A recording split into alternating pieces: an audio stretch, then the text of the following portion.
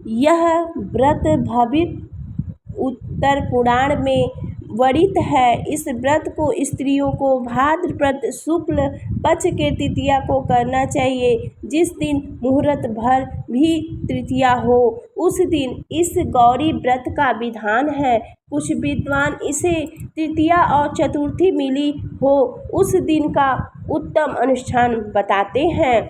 इस व्रत को सधवा और विधवा दोनों ही कर सकती हैं। सधवा अपने अखंड सुहाग के लिए और विधवा शिवलोक की प्राप्ति के लिए व्रत करती हैं। देश भेद में यह व्रत अलग अलग क्षेत्रों में अलग अलग नाम से और अपने यहाँ के परंपरा के अनुसार होता है, लेकिन विशेष बात यही है कि यह उमा महेश्वर शिव पार्वती का ही व्रत होता है और कहीं कहीं तो माता पार्वती के विशेष पूजा अर्चना की जाती है। महादेव जी ने स्वयं इस व्रत हरतालिका के विषय में पार्वती जी को बताया कि तुम्हारी सखी तुमको हरण करके पिता के घर से वन में ले गई थी, अतः तुम आली सखी द्वारा हरी गई, इससे इसका नाम हरतालिका हुआ। और जिस दिन तुमने यह व्रत पूजन किया था उस दिन हस्त नक्षत्र युक्त तीज का सोमवार का दिन था, अतः सोमवार और हस्त युक्त तीज को अनुष्ठान होने पर यह व्रत राज्य उत्तम फल की प्राप्ति करता है। इस व्रत से स्त्रियों का मनोरथ पूर्ण होता है और सुख सौभाग्य की वृद्धि होती है।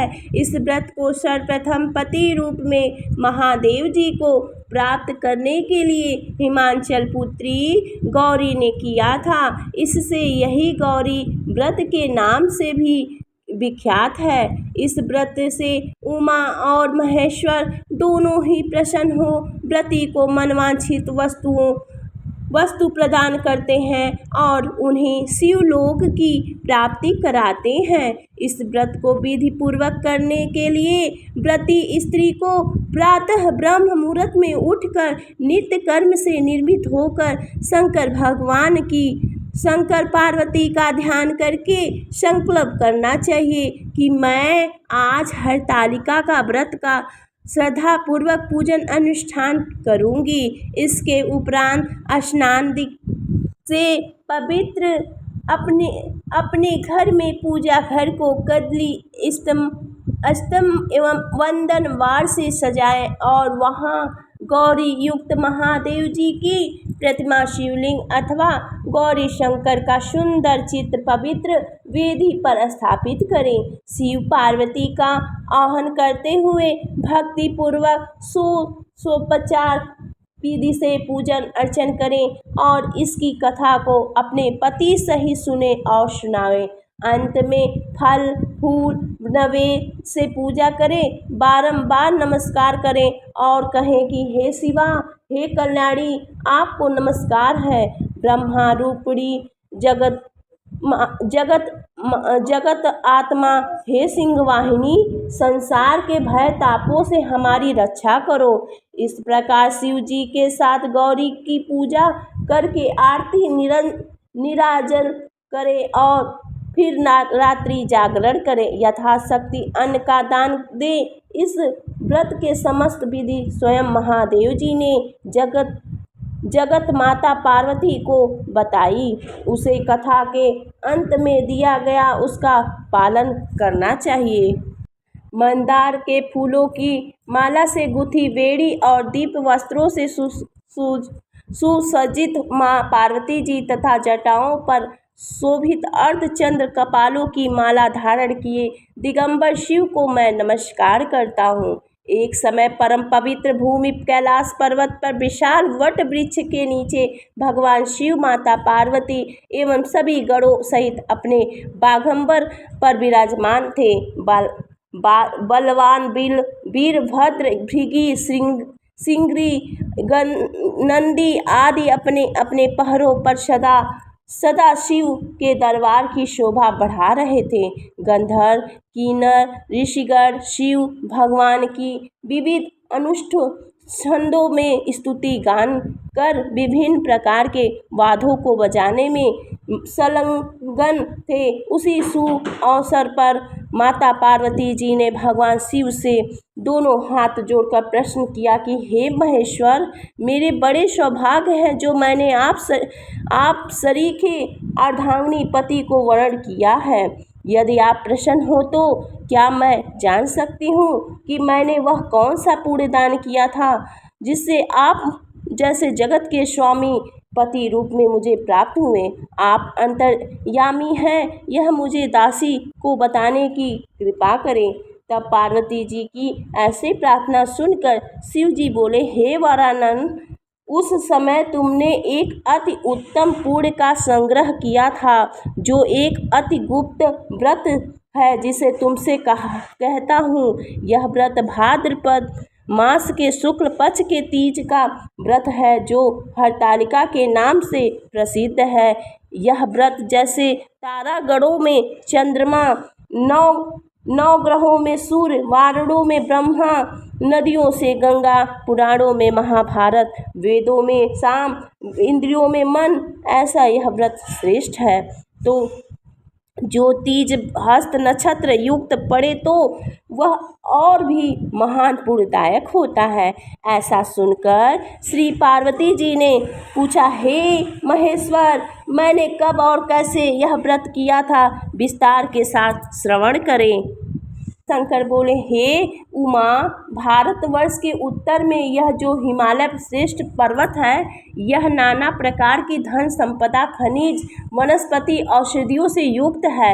यह हिम शिखरों वाली चोटियों रूपी भुजाओं से आकाश को छूता है और गंगा के कलकल शब्द से शब्द मान रहता है। यह नाना प्रकार के पशु पक्षी विचरते हैं। इसके राजा का नाम हिमांचल था। वहाँ उनके गृह में तुम भाग्यवती रानी मैना से पैदा हुई थी। तुमने बाल्यकाल से ही मेरी आराधना करना आरंभ कर दिया था। कुछ आयु बढ़ने पर तुमने हिमालय की दुर्गम गुफाओं में जाकर सहेली सहित मुझे पाने हेतु 12 वर्ष का तप आरंभ किया। तुमने ग्रीष्म ऋतु में बाहर चट्टानों पर आसन लगाकर तप किया। वर्षा ऋतु में बाहर पानी में तप किया।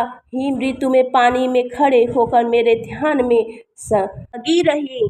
इस प्रकार 6 ऋतुओं में तपस्या कर ली और जब भी मेरे दर्शन न मिले तब तुमने ऊर्ध्वमुख होकर केवल वायु सेवन की। फिर वृक्षों के सूखे पत्ते खाकर इस शरीर को क्षीण किया। तुम्हारी इतनी कठिन तपस्या करने पर भी मैं उस उपयुक्त समय की प्रतीक्षा करता रहा जब तुम्हारी तपस्या और अधिक कठोर हो और तुम्हारे पिता के हृदय में तुम्हारे विवाह का विचार उत्पन्न हो। एक दिन तुम्हारे तेजस्वी स्वरूप और तुम्हारी विवाह योग आयु को देखकर तुम्हारे पिता को चिंता होने लगी कि मुझे अपनी ऐसी कन्या के लिए उपयुक्त वर की खोज करनी चाहिए। उन्हीं दिनों नारद जी ने भ्रमण करते हुए हिमालय क्षेत्र में आए और वहां तुमको देखा। यह जानकर कि तुम राजा हिमांचल की पुत्री हो, वे तुम्हारे पिता के यहाँ गए। राजा ने अति हर्ष के साथ महर्षि का स्वागत पूजन किया और उन्हें योग आसन देकर उनसे उपस्थित होने का कारण जानने को इच्छुक हुए। नारद जी की बातें तो सदा निराली होती ही है। उन्होंने तुम्हारे पिता से प्रश्न किया कि आप बताएं, आपके मुखमंडल पर चिंता की रेखाएं क्यों हैं। राजा ने कहा, हे तपोधन, तुम मेरी पुत्री को देख चुके हो, उसके लिए योग वर की चिंता सता रही है। इस पर नारद जी ने तुरंत कहा, मैं अभी बैकुंठ से आ रहा हूँ। मेरी सम्मति यदि आपको स्वीकार हो तो आपकी पुत्री के लिए बैकुंठ निवासी से साईं भगवान विष्णु योग वर हैं। वे आपकी कन्या का वरण स्वीकार कर लेंगे। इस पर तुम्हारे पिता आनंदित हुए और बोले, यदि विष्णु जी को मेरी कन्या स्वीकार है तो मेरा सौभाग्य होगा। मैं आवश्यक ही अपनी कन्या उमा का वरदान विष्णु जी को करूँगा। नारद जी तो ऐसा सुनकर बैकुंठ चले गए। इधर तुम्हारे पिता महाराज हिमांचल ने प्रशंसा की, साथ ही तुम्हें यह समाचार सुनाया कि विष्णु जी तुम्हारा विवाह मैंने निश्चित कर दिया है। ऐसा सुनते ही तुमने महान दुख में अपने को पाया और पिता के चले जाने के पश्चात तुम अत्यंत व्याकुल हो विलाप करने लगी। प्रणाम प्राण त्यागने की बात सोचने लगी। जब तुम्हारी सखी ने तुम्हें इस प्रकार दुखी देखा तो कारण पूछा। तुमने अपनी सखी को सब वृत्तांत सुनाया और कहा कि तुम जानती हो कि मैंने कैलाशपति महादेव के लिए तप किया है और मैं उनको अपना पति मान चुकी हूँ, अतः मैं प्राण त्याग के अतिरिक्त और क्या करना चाहूँगी। तब तुम्हारी सखी ने तुम्हें सांत्वना देते हुए कहा कि देवी, तुम प्राण त्यागने की क्यों सोचती हो। मैं तुम्हें ऐसे स्थान पर ले चलूँगी कि जहाँ आपको आपके पिता अथवा कोई अन्य खोज न सकेगा। वहाँ तुम तपस्या में तब तक लीन रहना जब तक कि महेश्वर प्रसन्न न हो और तुम्हारे वर्ण न कर ले। इस प्रकार सहमति बना तुम अपनी सखी के साथ नदी के तट पर एक गुप्त गुफा में प्रवेश कर वहाँ मेरे नाम की तपस्या करने लगी। भाद्रपद शुक्ल पक्ष की हस्त नक्षत्र युक्त तृतीया को तुमने उपवास रखकर बालू में शिवलिंग की स्थापना की और पूजन कर रात्रि जागरण किया। तब तुम्हारी तपस्या और व्रत पूजन में मैं आंदोलित हो उठा और मैंने तुम्हें प्रकट हो दर्शन दिया और एवं तुमसे वरदान मांगने को कहा। तब तुमने लज्जा युक्त हो अपना सिर को झुकाए कहा, आप सब जानते हैं, यदि आप मुझसे प्रसन्न हो तो मुझे अपनी अर्धांगिनी रूप में स्वीकार करें, तब प्रसन्न हो। मैंने तुम्हारी मनोकामना की पूर्ति करना स्वीकार किया और कैलाश लौट आया।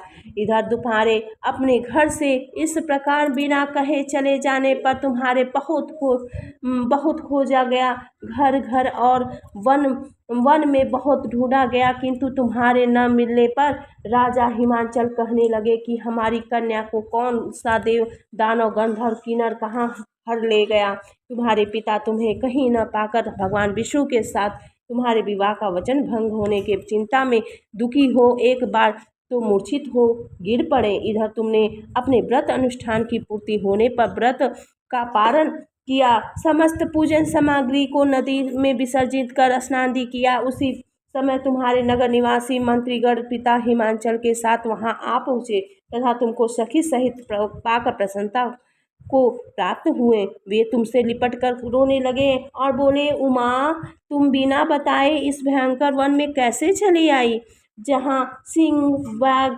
सर्प, आलू हिंसक जीवों का निवास है। यहाँ तुम कैसे अब तक रह सकी। चलो अब घर चलो, देखो तुम्हारी माता और आदि सभी तुम्हारे इस प्रकार आने से दुखी हैं। यह सुनकर तुमने कहा, पिताजी, आपने जो मेरा विवाह विष्णु जी के साथ करना स्वीकार किया है, इससे मैं इसी वन में रहकर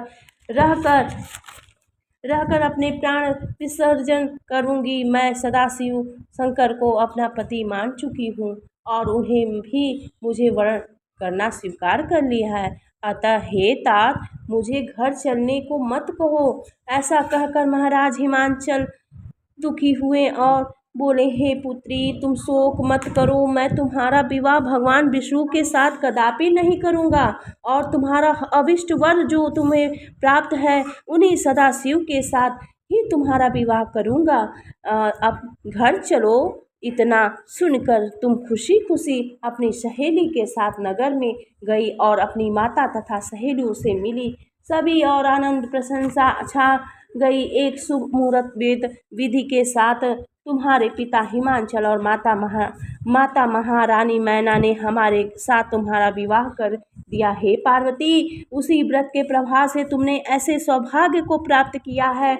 यह व्रत राज मैंने अब तक किसी को नहीं बताया है। सौभाग्यशालिनी सहेली ने जो तुम्हारे हरण का हिमालय की गुफा में रहकर तीज के दिन जो मेरा व्रत कराया है, इसी से इसका नाम हरतालिका तीज व्रत पड़ा है और सब व्रतों का व्रत राज हुआ। भोलेनाथ शिव शंकर से यह सब प्राचीन कथा सुनकर माता पार्वती अति प्रसन्न हुई और बोली, प्रभु आपने मेरे साथ अपने मिलने की कथा सुनाकर मुझे प्रसन्न किया, पर इस व्रत के करने को जो विधान है वो विधि और पृथक पृथक फल भी सुनाइए। इतना सुनकर भगवान सदाशिव ने कहा, प्रिय, मैं इस व्रत राज का विधान तथा फल तुम्हें सुनाता हूँ। यह व्रत सौभाग्यवती नारियों और सुंदर गुणवान पति चाहने वाली कन्याओं को करना चाहिए।